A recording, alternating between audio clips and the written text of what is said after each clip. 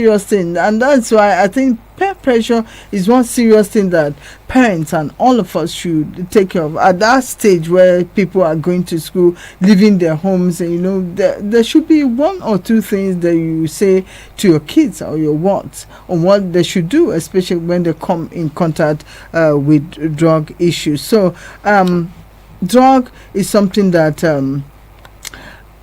when you're talking about drugs, it's like you can't talk enough about it. You can't talk too less about it. You're careful because you don't want those who are using it to feel that you are condemning. On this program, we are not condemning anyone that is using drug.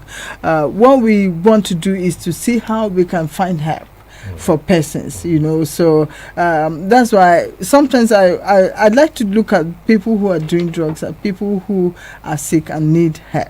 So it's not people. We are not condemning anyone. And if you have friends that are doing drugs, then you should also be prepared on how to deal with it and all that. So we all have known that peer pressure is one very serious thing when we talk about young persons doing drugs. What about parental care and monitoring? Can this help in any way to curb the rise in the use of drugs by young persons? Yeah, the role of parents is very, very important in terms of drugs, monitoring the children, and also ensuring that the kids don't just go the wrong way in terms of trying it out, because you talked about peer pressure, and that is a fact, because a greater percentage of young people who use drugs do so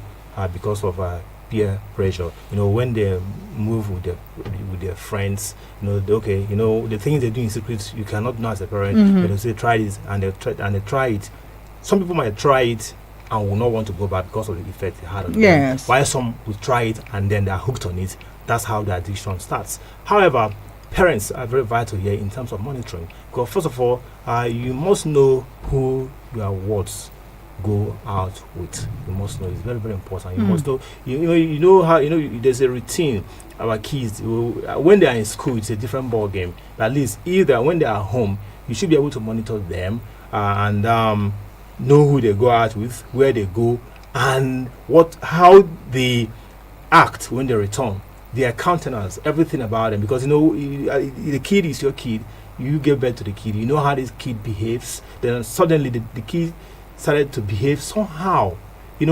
Contrary to what you know, the kid so definitely it's an indicator. It's a red flag.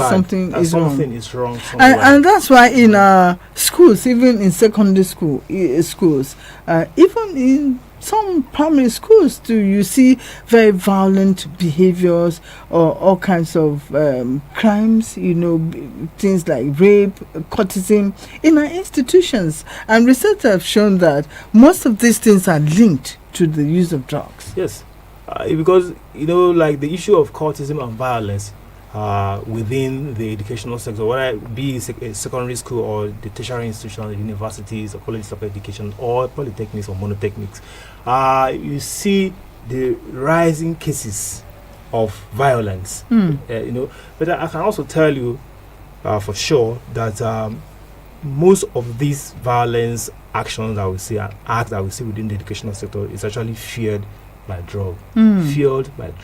Because addiction. Normally they may not be able to do some things if they're not under one certain influence or the other. Yeah, because when you are on drugs, when you are high on drugs, you act mechanically because your sense of perception has been altered by the effect, by the euphoria of that particular, the euphoric effects of that drug on you. So you are not just yourself again. Your character and your perception has been altered, and therefore you are now a mechanical object. So it is that drug that is now controlling you. So you can do all sort of things. So that's why you see the level of violence that people perpetrate sometimes. So you, who is calm, rational, and sober, you'll be wondering how on earth could human beings have this kind of mind to carry out these kind of violence, not knowing that these people are operating under the influence of very, very addictive and very, very dangerous hard drugs.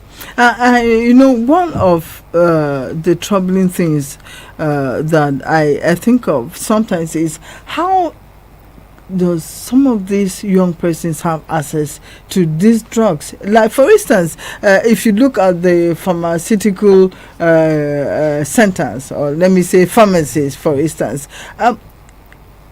drugs like tramadol and codeine syrup, cough syrup, for instance, are banned, right? But then, these people go and then they still buy them. Even though they are banned, they still have the opportunities of buying these drugs across the counter. And mostly because some of these pharmacies they're just there doing business. So they don't care about the health of whoever is buying these drugs.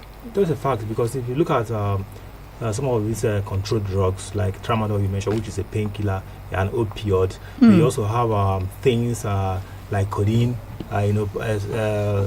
cough syrups laced with codeine, and they also have things like diazepam. These are normal drugs that doctors prescribe to people when they need it. You understand, like a sedative. If you want to sleep, or maybe you have insomnia, you cannot sleep or something, they give you this. The codeine actually, because when you have serious cough, the codeine, being a kind of sedative, will make you calm and then maybe sleep. Yes. And but these people now abuse this